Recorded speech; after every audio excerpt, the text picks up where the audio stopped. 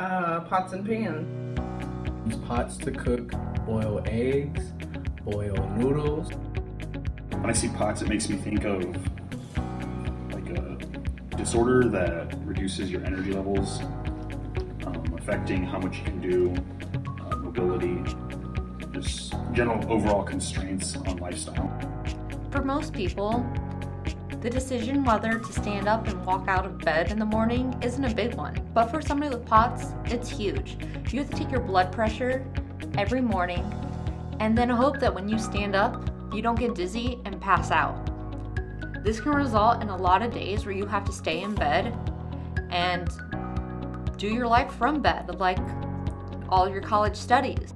Hi, my name is Dr. William Suarez. I'm giving you some insight about the nutritional aspects of patients with postural orthostatic tachycardia syndrome. Patients with POTS really have to make sure that they're eating nutritiously throughout the course of the day. They have to snack appropriately throughout the day.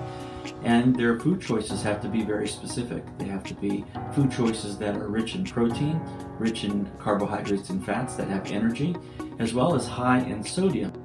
A person with POTS needs to have 10 times the daily amount of salt intake because salt reduces the chances of dehydration.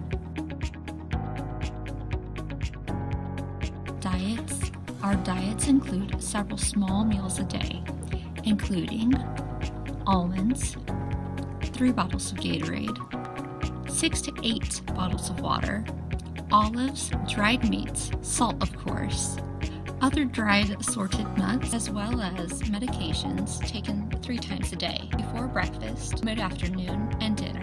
Include atenolol, a beta blocker that treats blood pressure and chest pain. Midodrine treats low blood pressure that causes severe dizziness and fainting. Fluorocortisone, a steroid that helps control the amount of sodium and fluids in the body. Have you ever really wanted a hamburger and thought, man, a Coke would be really great with this? Then you realize you have POTS.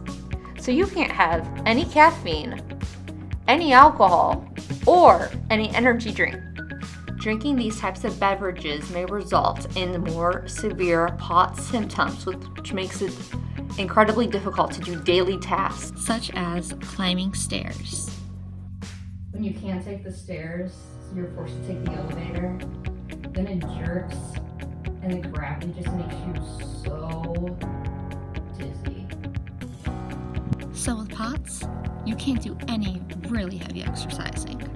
Even on days when it's 50 out, you have to dress warmly, including gloves. And in case that doesn't work on its own, make sure you have hand warmers. It's really important because blood doesn't always get to your fingers. And you can't do anything super in-depth, such as lifting weights. Walking is a great way to get your exercise. However, you can only do so much before you're so tired you can't go anymore. So how I cope with this is I usually bring my Syncope Alert cat, who can alert me when I'm going to pass out during exercise, and I take her in her stroller, and when I'm too tired, it has this really handy kickstand that I can just spark her and just take a minute to just get my energy back and get my workout over with.